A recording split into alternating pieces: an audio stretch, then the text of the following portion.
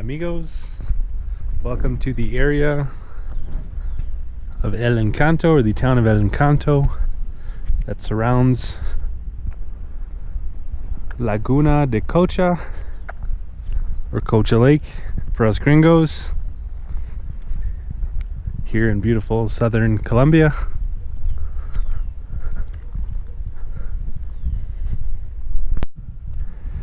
And today I'll be talking about if Colombia is safe to travel. So before coming to Colombia, many people told me, oh, you should come to Colombia, it's safe now, I love it. And what they mean, or what they're referencing when they say it's safe now, they are referencing the fact that, this you might already know, that Colombia was once the biggest producer and exporter of cocaine in the world. And as black markets usually do, especially drugs, this led to a lot of violence.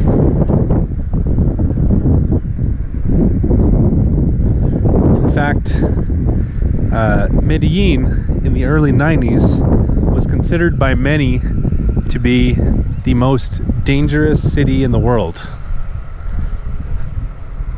This is because it was home to the infamous criminal Pablo Escobar's Medellin cartel. That was their headquarters. And I spent quite a bit of time in Medellin, and I can confirm, at least in my experience, that there didn't seem to be a threat of drug violence as I was exploring the city. And in fact, in the 2.5 months that I bicycle toured through Colombia, going to most of the touristy places that a tourist would think of going, I did not encounter or feel the impacts or potential danger of drug-related violence. But with that being said, I wouldn't say that Colombia is entirely safe. So Venezuela, which is the country that neighbors Colombia to the east, was once had the most prosperous economy in all of South America. This is because of mostly because of their large reserves of petrol. But a few years ago, when the price went down, from what I can understand, this had a domino effect on their economy, which kind of went in a free fall. And it's late 2018 right now. Situation has not gotten better. In fact, it's been getting worse. And how this impacts Colombia is that, from what I understand, millions of Venezuelans have moved from Venezuela to Colombia.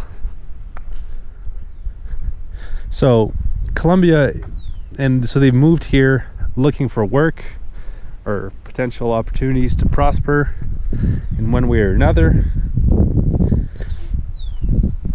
And Colombia, not being, is on an economic uptick right now, but the economy isn't robust to the point where they could, have jobs ready for these millions of Venezuelans coming over. So you see these Venezuelans in cities with signs explaining their story, asking for money, and you see them in groups, usually on the highways, moving from one unsuccessful employment attempt to another in the next city. So Now I'm going to talk about some of the negative experiences I've had safety wise in Colombia. First came when I was bicycling from Cartagena to Santa Marta, and I was on a pretty deserted kind of stretch of highway. I mean, there were still cars going by, but you know, no towns or population instilled there. And as I was riding along, there's two young men on the side of the highway, and as I got closer, one moved kind of in my way and was yelling at me very angrily and kind of gesturing, had his hand on his hip, and was showing me that he had some kind of metal object in his tucked in his belt. So I looked at it as I was riding, and I determined that it was not indeed a pistol, but I think that was what he was trying to have me believe, so that I would stop and that the two men would rob me, and I would maybe also get a beating, just to make sure that I would comply or something. Maybe not, but anyways, I didn't want to take that chance, so I kind of just swerved them, kept on riding, and that was that. But still a kind of frightening experience, because for a second there I did think he had a gun and thought that they were going to get all my stuff, and again, maybe even a beating or something. Yeah, so there was that experience. The second negative experience was, I believe it was on my way to San Gil. I wasn't planning to go to San Gil that day, but another kind of town, somewhere in the mountains. It might have been Bucaramanga, maybe not San Gil. Anyways, and I'd had some bicycle problems that day, so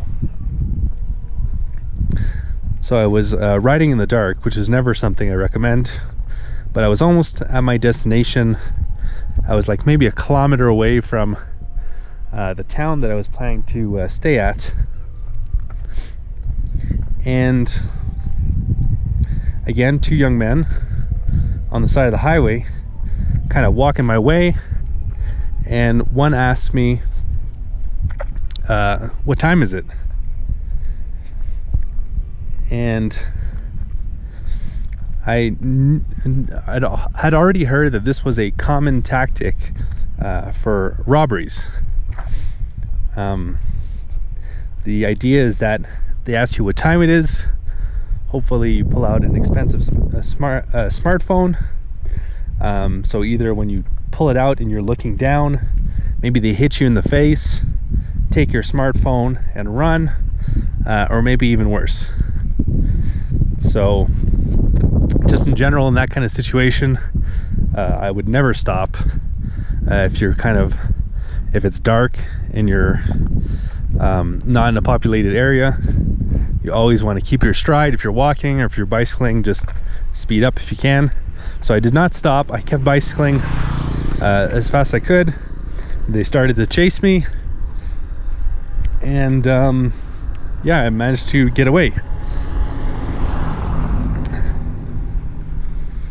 And now my third negative experience, where I was a little less lucky, but still not too bad. Again, had to do with some bicycle problems. I was fixing a flat, and I was kind of fixing my flat kind of away from my bicycle, and my phone was on my little mounted handlebar mount for my phone. And a group of people that were walking the highway walked by, and then when I went back to my bicycle, I actually didn't realize right away. I realized a little bit later, but my phone was gone. So I'm not 100% sure that that group of people took it, but I'm thinking most likely that's what happened. So obviously I can't know for sure, but I suspect that in all three of those situations, those people were Venezuelans. Now, I'm not trying to say in any way that anything negative about Venezuelans in general. I mean, people are people where you go, and it just so happens that these people probably had really unfortunate things happen to them due to their economy kind of falling apart. So, I mean, if you put yourself in their shoes, you know, once you had a really good life and it was all taken away from you, you might feel like you were dealt a shitty hand. You moved to Colombia, you've been walking forever, you're not finding work, you know, you're walking these mountains on the highways and you're hungry, and you know, you see a phone. You know, who knows what you would do in that situation. So yeah, but aside from that, so kind of all those situations kind of happened in the northern, mostly northeastern part of the country. After that, I didn't really have any problems. In fact, the people of Colombia are super great, fun-loving people who like to sing and dance and party.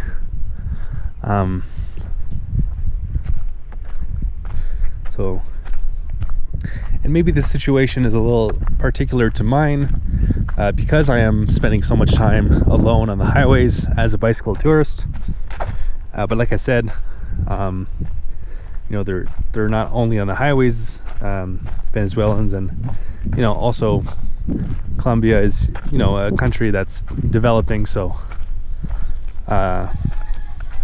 in the cities, you will see a lot of people, you know, asking you for money, people that aren't in good situations, stuff like that. So just in general, you do have to be careful. So there is a little bit of risk traveling in Colombia, but I would say that the pros far outweigh the cons. It's a great country, beautiful, as I hope you can see in this video. Again, great people. It's super cheap, and yeah. And if you are considering coming to Colombia, I have some other videos. Another one that I did that's kind of specific to bicycle touring. I believe it's entitled "What is Bicycle Touring Like in Colombia?" And the other video I did is called "The Ultimate Itinerary for Colombia," or Ultimate Colombia Itinerary. So that's a video where I detail, you know, if I had to give recommendations for someone to travel to Colombia, you know, where to go, how to do it, best places to go, and why.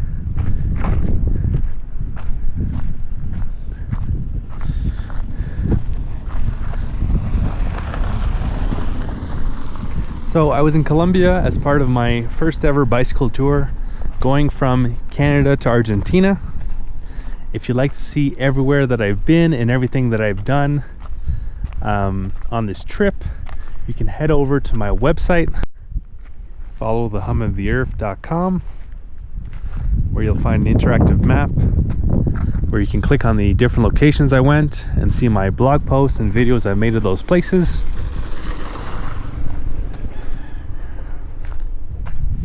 And if you'd like to follow my continuing adventures, you can do so by clicking on the red subscribe button below the video.